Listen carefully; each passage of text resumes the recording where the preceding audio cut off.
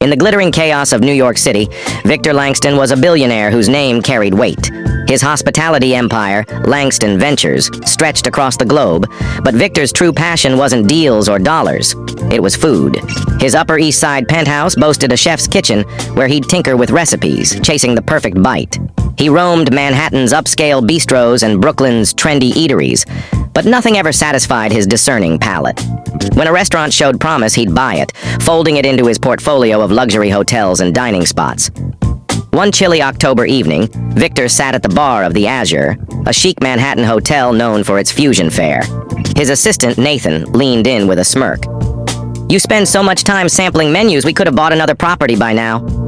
Victor's eyes flashed. Food was no laughing matter. It was his escape, his joy. "If you think eating's a waste of time, you're in the wrong line of work," he snapped. "You're fired."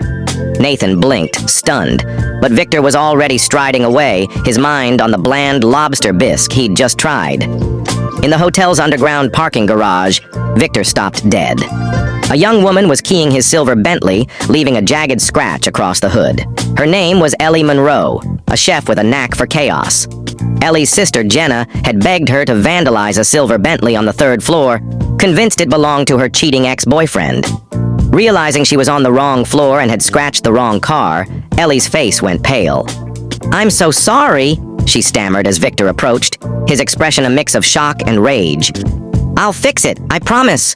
In her panic, she grabbed the key and etched a wobbly heart next to the scratch. Victor's jaw tightened.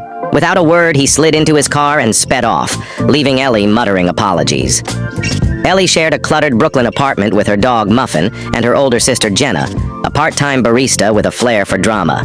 By day, Ellie worked as a line cook at the Azure, where her rustic dishes, think buttermilk biscuits with sausage gravy or spiced apple cobbler, were mocked by colleagues who preferred molecular gastronomy. Ellie was also nursing a broken heart. She'd been dating the hotel's manager, Derek, for months, hoping for commitment.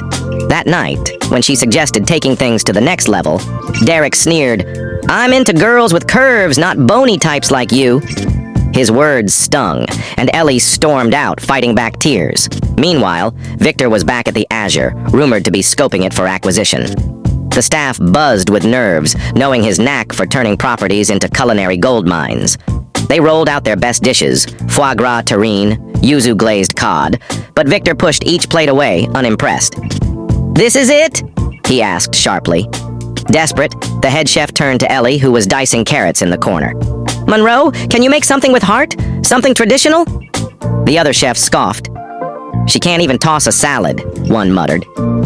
Ellie, hurt but defiant, dove into the pantry, grabbing smoked paprika, fresh rosemary, and a jar of her mother's homemade fig jam.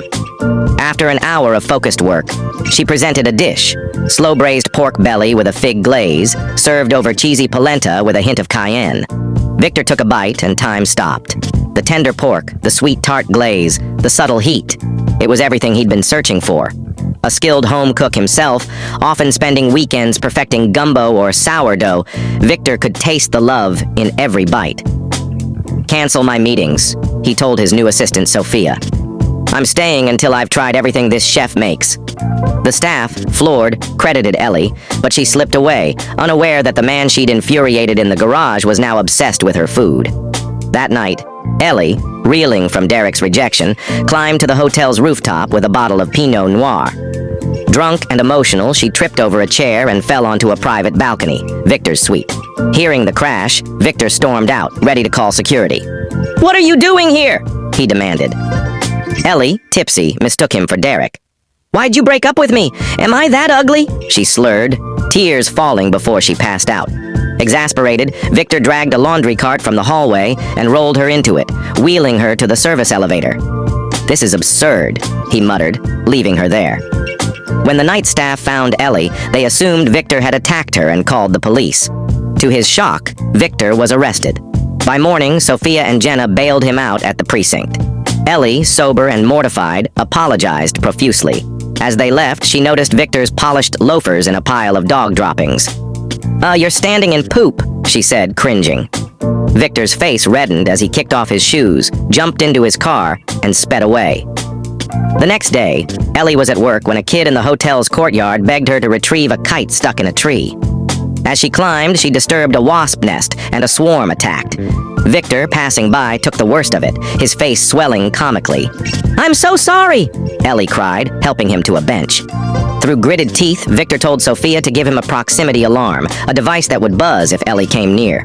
"This woman's a walking hazard," he grumbled, still clueless that she was the chef behind his beloved pork belly. Unbeknownst to him, Ellie kept crafting dishes for his table, pecan-crusted trout, maple-glazed cornbread, each one leaving him in awe. She poured her soul into her cooking, hoping to impress the mysterious new owner for a promotion.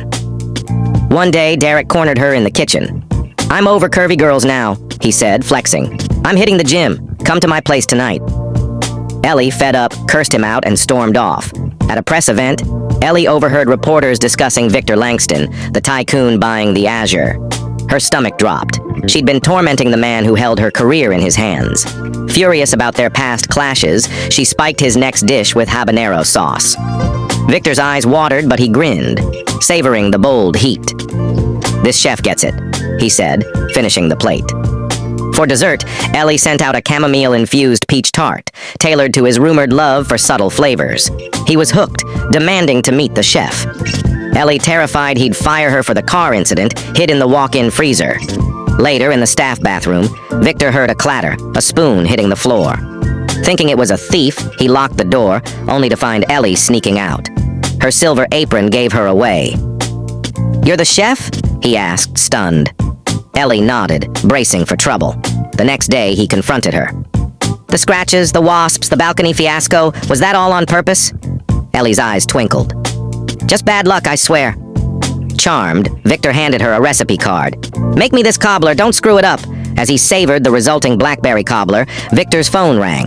His father, a no-nonsense tycoon, demanded he finalize the hotel deal and move on.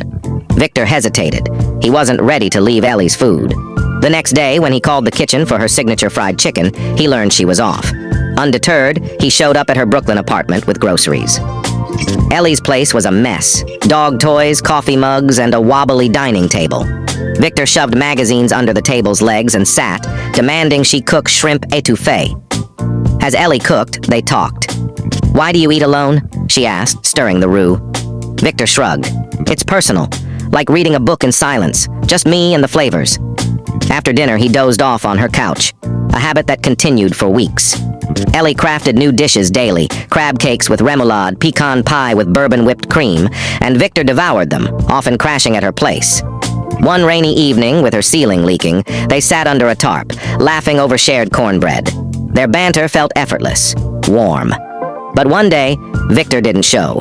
Worried, Ellie and Jenna tracked him to his Upper East Side penthouse. There, a poised woman named Lila was serving him dinner. "I'm his personal chef," Lila said coolly. "I've been with him for 8 years. I was on vacation, so he relied on you." Ellie's heart sank. She left, feeling like a placeholder. Back at the Azure, Lila visited the kitchen. "You're good, but I'm better," she said, handing Ellie a menu of Victor's favorite dishes. "Cook for him weekdays, I'll take weekends." Ellie, possessive, tore up the list. Days later, the staff learned Langston Ventures had acquired the Azure, and all chefs were fired to make way for an elite team. Victor offered Ellie a job as his personal chef, but she snapped, "You can't have 2 chefs. Pick one. And how can you fire everyone so coldly?" Victor's voice was sharp. "I replace what doesn't work. Emotions don't run a business." Ellie, hurt, called him a heartless pig and quit. Jobless, Ellie wandered Brooklyn, her dreams shattered. Jenna tried to cheer her up, but Ellie felt lost. Victor, now in London for a new deal, couldn't enjoy Lila's cooking. Her flawless dishes felt empty compared to Ellie's soulful creations. Over breakfast with his father, he opened up. "I met someone in New York. Her food. It's like she sees me." His father, softening, shared stories of loving Victor's late mother. "Don't let work bury your heart," he said. Inspired, Victor booked a flight back to New York. Ellie, meanwhile, tried to pawn the buzzer Victor had given her. As it beeped, she spotted his Bentley nearby. Panicking, she hopped a cab to a Williamsburg farmer's market, hiding in a glass-walled vendor booth. Victor, led by Muffin, found her. "Ellie, you're not just a chef, you're everything." "Ellie, you're not just a chef, you're everything. I'm crazy about you," he said, pressing his hand to the glass. Ellie, teasing, replied, "Say I'm the most incredible woman alive and I'll open the door." Victor laughed. "You're the most incredible woman alive." Blushing, Ellie unlocked the booth. They drove to a rooftop bar overlooking the Hudson, where Ellie had always dreamed of watching the sunset. As the sky glowed orange, they confessed their feelings. His for her food, her for his unexpected warmth. Jenna, watching from a distance, smiled, knowing her sister had found something real. The city sparkled below, and their story ended with a promise of shared meals and a new beginning.